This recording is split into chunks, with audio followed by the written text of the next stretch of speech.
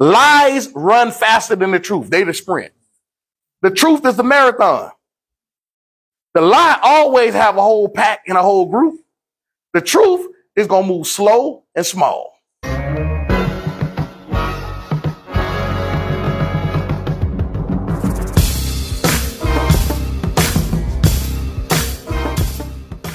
He grew up in the culture. He know the history. He had to learn it in school. Us, we woke up yesterday.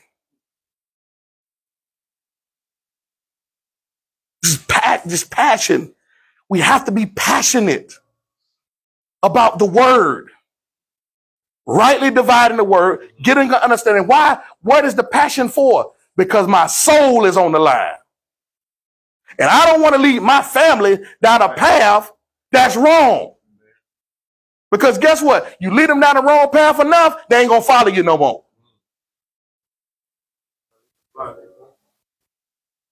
Listen to what it says.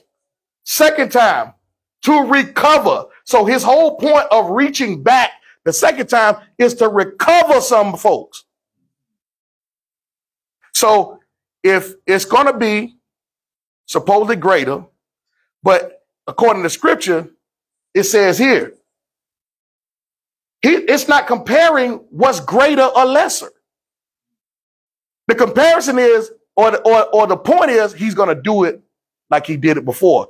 Not in the same way, but in a way of rescuing. So guess what? If it's a remnant, we can go look back at Egypt. When they came out of Egypt, they came out as a mass.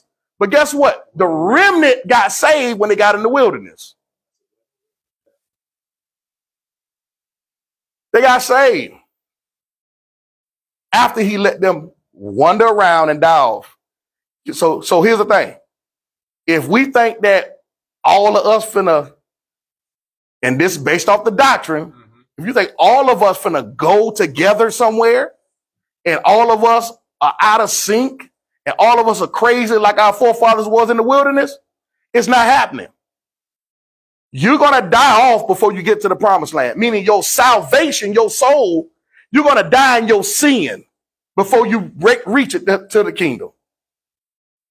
And I know it's challenging. It's hard to hear you. It is because we hold on to theologies so much as though they're solid and gold. And it's hard to hear something that may be opposite. But I'm telling you today, don't take my word for it.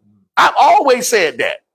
That's why I give you the tools to go investigate yourself, to see if what I'm saying, I don't care how good what I'm saying sounds, go research it for yourself. And then you compare. And then you have to live with it. But I'm going to give you the tools, and I'm going to tell you where to go. And it's up to you after that. Go ahead. We got it. We got it.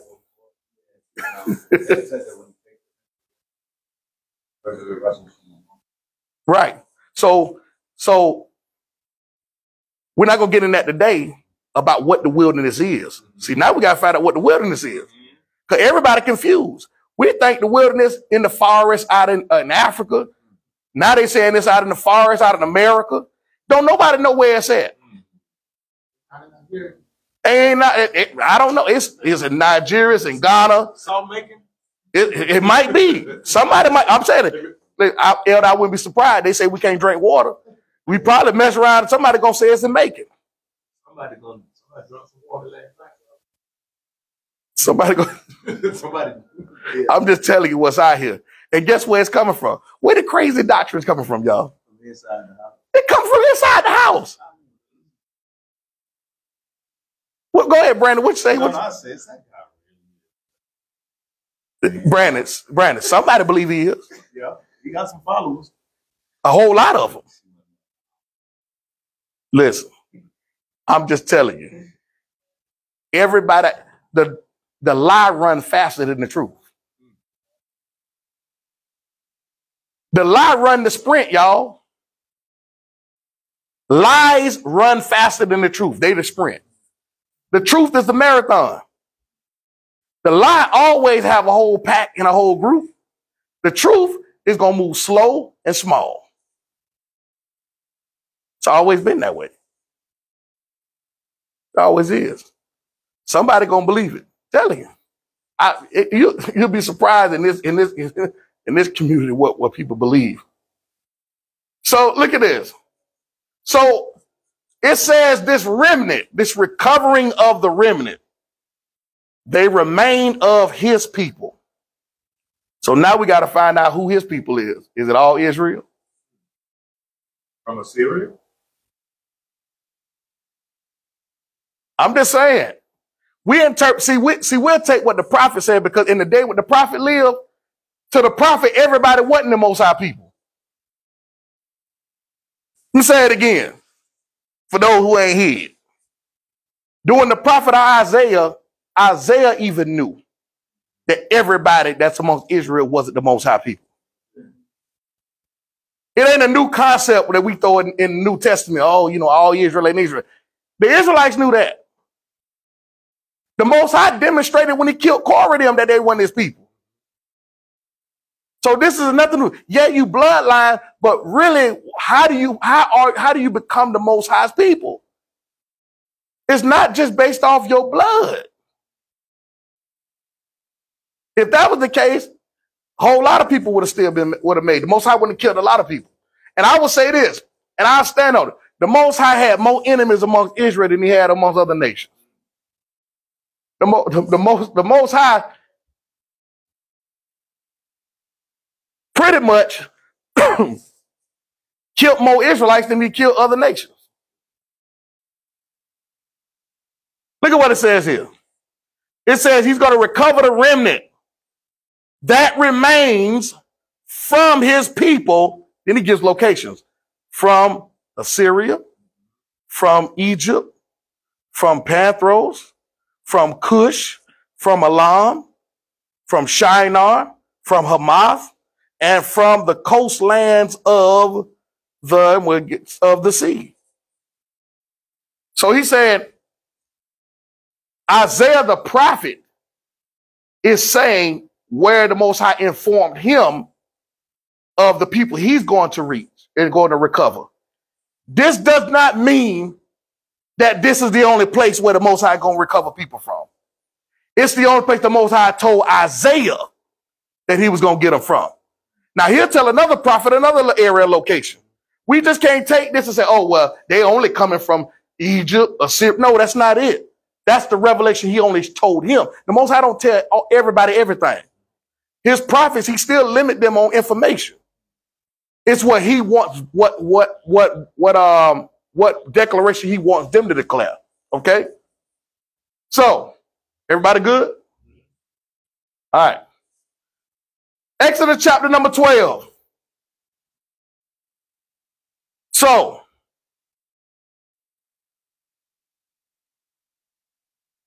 and the people of Israel journeyed from Ramses to Succoth, and 600,000 men on foot. About 600,000 men on foot, besides women and children. So, it wasn't just 600,000, it was more than that. Go ahead. Yeah, you believe that when we look at our map, the location where we see places are the same?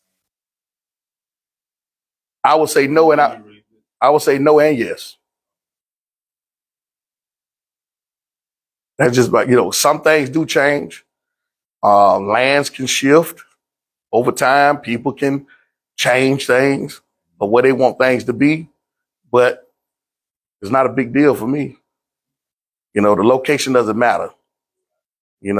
I leave that. That's kind of for somebody who, if that's what they want to wreck their brain about. But look at what it says here. About 600,000 men on foot besides women and children. Here it is. A mixed multitude also. We don't even know the number of the mixed multitude. Right? We don't know the number of the men, women, of the women and children. We only know the number of the men. So let's say, for example, for every husband, let's say every husband had a wife. And each husband and wife had 2 children. I ain't telling y'all to do the math on that because I ain't even calculating it. But I'm just telling you off the top just to think about, right? Then factor in the mixed multitude. Let's say the mixed multitude, it was 600,000 of the mixed multitude. And they got wives and children. We could be roughly looking at easy 2 million people. Easy. Right? Leaving Egypt. Now that's a mass amount of number of people. But the second is supposed to be greater than the first. Now we don't know the numbers of because a remnant of 7 billion can be 500 million people. It just depends on the numbers. I don't know. Go ahead. So is there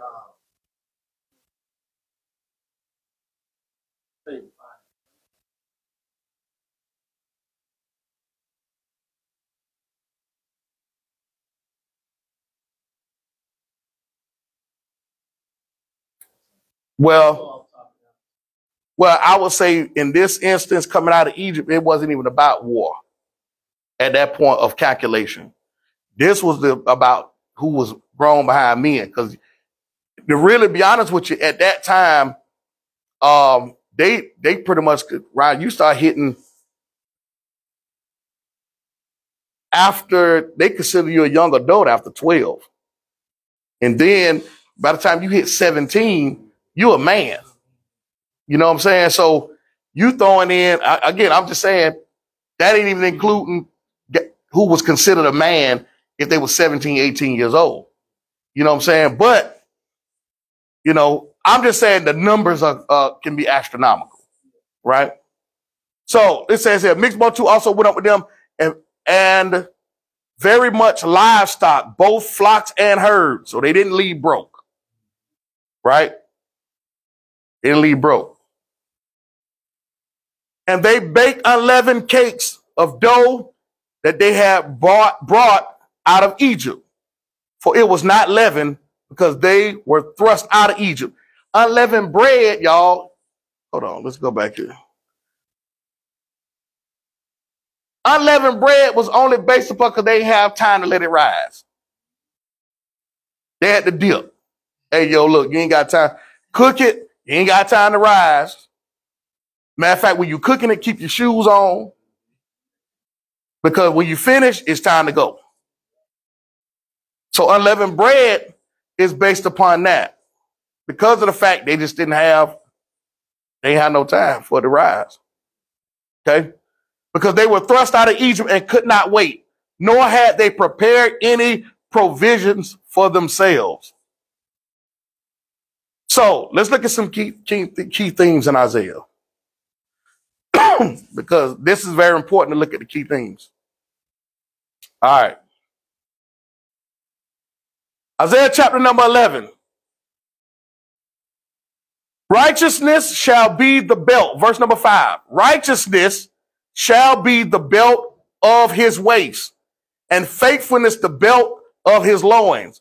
The wolf shall dwell with the lamb, and the leopard shall lie down with the young goat, and the calf and lion and the fattened calf together. And a little child shall lead them. The cow and the bear shall graze. Their young shall lie down together, and the lion shall eat straw like the ox.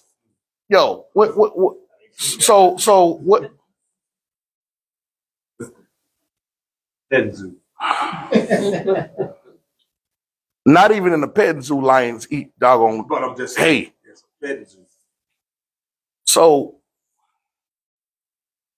have y'all seen any same thing like that? Have y'all seen lions?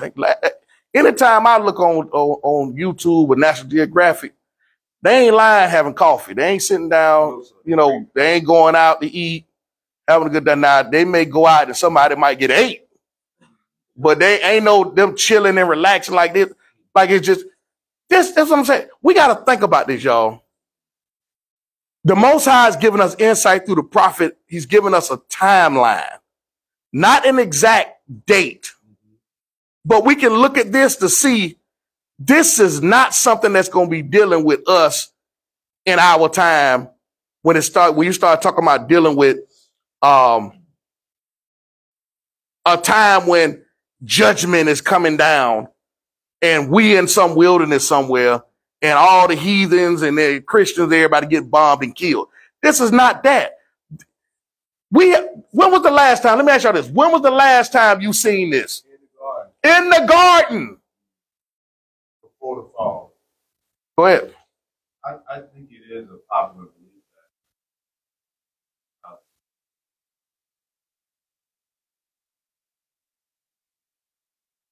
talking about that for age. Yes. This is the, again, amongst the popular belief, this is not so much as an end of the age teaching. This whole thing about him reaching back a second time, the second Exodus, this is about us coming out of America. This is about us coming out of wherever we've been scattered in the four corners. But most of the conversation by American Israelites, this is about a second Exodus of time to leave, our captivity coming to an end. This whole thing of reaching back a second time and gathering the remnant, this is about the captivity coming to an end. Most Israelites don't have a mindset that this is talking about the end of the age. Because in order for this to take place, this has to be a garden experience again. No more sin. Glorified bodies. This is after all of that. So when we waiting for some judgment to come down and we go into some crazy wilderness, you sadly mistaken. You're going to die waiting on it. Not only are you going to die waiting on it, but here's the thing. Here's what else. You're going to die and not enjoy the life on this side. Because all you worrying about on this side is the drama and all this other stuff that's going on and taking place that you can't stop looking at on the news. You're scared to go to the movies. You're scared to go here. You're scared to do this because, oh man, I heard that, man, I'm getting ready for the second exit. Man, do you know people in 2019? I know people. We had a conference call about this. Folks quit their jobs.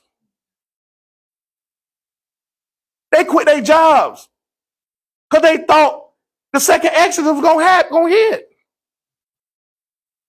Folks quit their jobs. Some folks left here and went to Africa. That don't make sense. So I'm telling you, listen, y'all, the Most High want us to know what he want us to know. This is not a secret. It's right there in the text. But what happens is we allow our emotions to get robbed and controlled. We really controlled and we don't even know it. We control, we don't even know it. We think we done came into some great truth. No, you came into the great control. You don't even know it and realize it, that you control by your emotions. You want a people who ain't done nothing to you to get judgment done to them so bad, and you don't realize that as much dirt you done get to the Most High, that he's going to get you back. And if you ain't careful, you'll fall into the delusion and then go for the delusion to a reprobate. And that's what we seeing. I know this ain't popular. I counted it up because years ago, they've been through me out the community. And I'm working on getting thrown out again. Even though they ain't accepting me back. But guess what? As long as I walk in the kingdom, that's it doesn't matter to me. I'm resolved at being an Israelite. Now, my whole point is now making sure that we continue to preach the gospel of Yeshua and that we come into salvation. I don't care what the world doing, y'all. I don't.